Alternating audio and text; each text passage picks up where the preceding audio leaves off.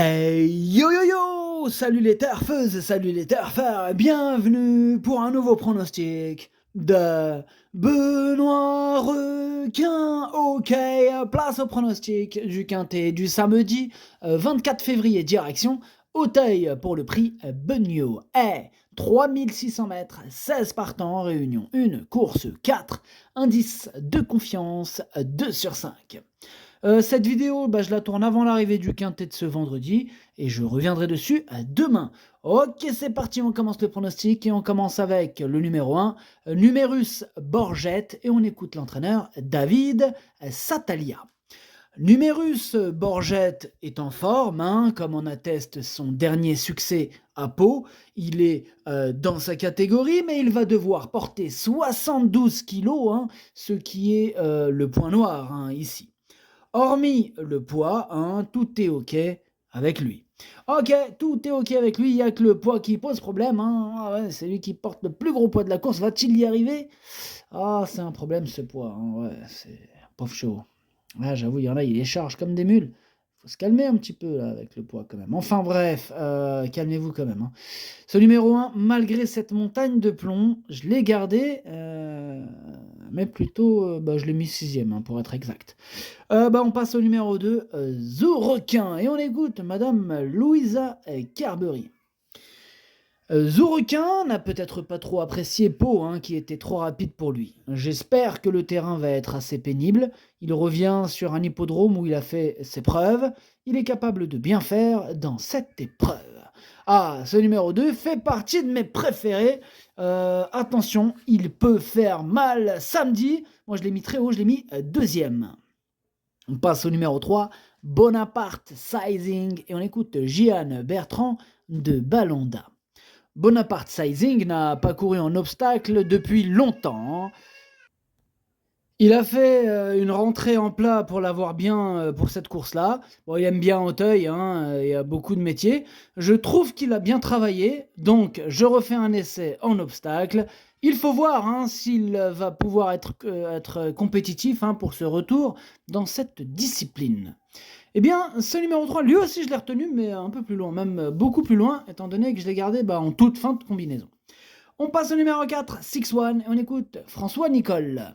6-1 va effectuer sa rentrée. Bon, il a repris le travail il n'y a pas très longtemps, mais il me paraît bien, il est pimpant et a le moral.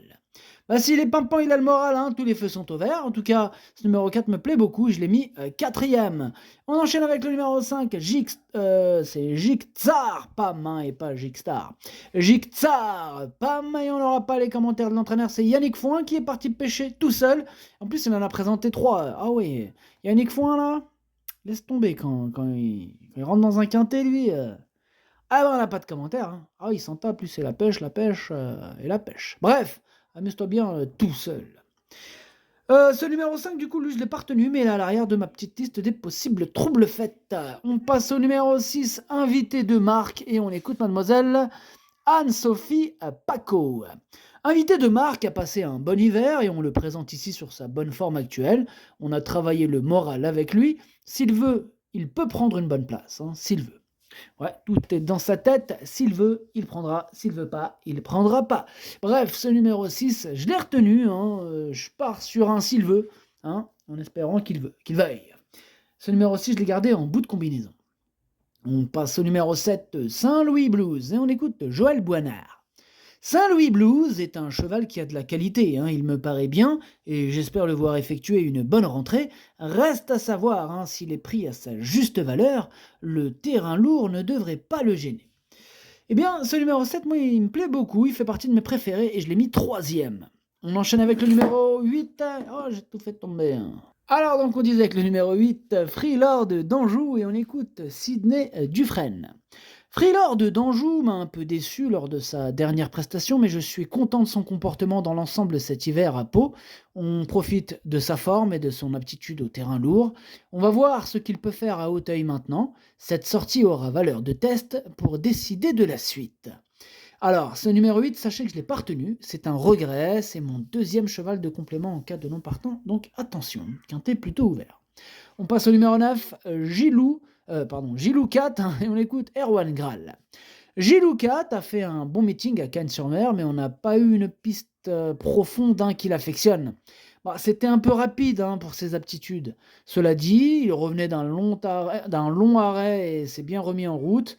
On lui a laissé reprendre de la fraîcheur ensuite. Bon, il a bien travaillé, étant en bonne condition.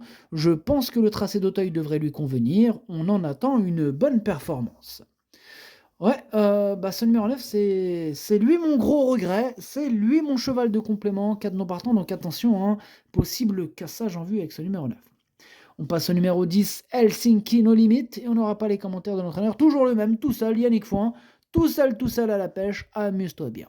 Ce numéro 10, bah lui je l'ai pas retenu non plus, et il est en plein milieu de ma petite liste des possibles troubles faits. C'est simple, il y a tout, mais il y a tous les Yannick Foin là dans ma liste des possibles troubles faits. Là. Il y en a 3, ils sont tous dedans. Donc le 10, le 5, comme on l'a dit tout à l'heure, toujours Yannick Foin, et on verra pour la suite après. Bref, on passe au numéro 11, c'est Gilou Jagouin, et on écoute Madame Louisa Corbery. Gilou Jagouin est sur la montante, ayant gagné en maturité et constance. Malheureusement, il faut le monter caché à l'arrière, ce qui n'est pas facile avec 16 partants dans un quintet, mais il a très bien couru à Pau par 2 fois cet hiver. En outre, il faut voir comment il réagira si le terrain est très pénible. Cela dit, il peut bien courir. C'est cela, oui, Madame Louisa Carberry. Bref, ce numéro 11, c'est tout simplement lui mon préféré, je l'ai bien sûr installé en tête. On passe au numéro 12, Miss Himalaya, et on écoute Mathieu Pitard.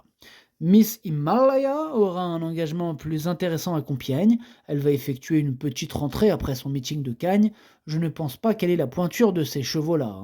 Bon, seconde épreuve, peut-être que cela aurait pu aller, mais là, cela semble compliqué, même si c'est une bonne sauteuse, et qu'elle appréciera le terrain.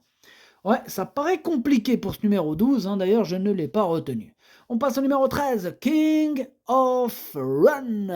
Et on n'aura pas les commentaires de l'entraîneur, c'est Yannick Foin l'entraîneur, toujours au même endroit, la pêche tout seul, amuse-toi bien, bref. Numéro 13, comme je vous l'ai dit tout à l'heure, ils sont tous sur ma liste des possibles troubles faits, les Foins. Voilà, ce numéro 13, c'est carrément lui le capitaine. Bah oui, il faut bien un capitaine dans cette liste, et c'est lui, c'est le 13, c'est lui le capitaine de ma petite liste des possibles casseurs de tickets repérés, attention. On passe au numéro 14, Diable d'Auteuil, et on écoute Thierry Pochet. Diable d'Auteuil n'a pas mal travaillé à Cagnes-sur-Mer, mais malheureusement il se retrouve en première épreuve, donc cela va être compliqué, même pour une petite place. Le souci c'est que je n'ai pas le choix des engagements. Il a l'air dans une moula, Thierry Pochet. Enfin bref, moi ce numéro 14, je ne l'ai pas retenu. On passe au numéro 15, Hot Day, et on écoute Alain Couetil. Hot Day est tombée à la deuxième haie dernièrement, victime de la chute d'un autre concurrent devant elle. On a été obligé de la laisser tranquille 8 jours, car elle avait de petites atteintes, mais tout est rentré dans l'ordre. Elle devrait se plaire à Auteuil, et le terrain lourd sert ses intérêts. Jugé sur son avant-dernière sortie, on ne devrait pas être loin si tout va bien. Oui, si tout va bien évidemment, avec le bon parcours, et s'il n'y a pas parce que c'est quand même course de haie, donc voilà. Et j'ai des chevaux qui chutent devant, lui-même il peut chuter lui-même, voilà, donc sous réserve de. Bref, il me plaît bien, ce numéro 15, je l'ai gardé, je l'ai mis 5e. Et on termine avec le numéro 16, Apple Star, et on écoute Jérémy Da Silva. Apple Star est long à préparer, étant un peu nonchalant le matin. Oh là là, mais quelle nonchalance! Il est là, le cheval, il te regarde avec nonchalance, tu vois, dans ses yeux, c'est de la nonchalance, tu vois.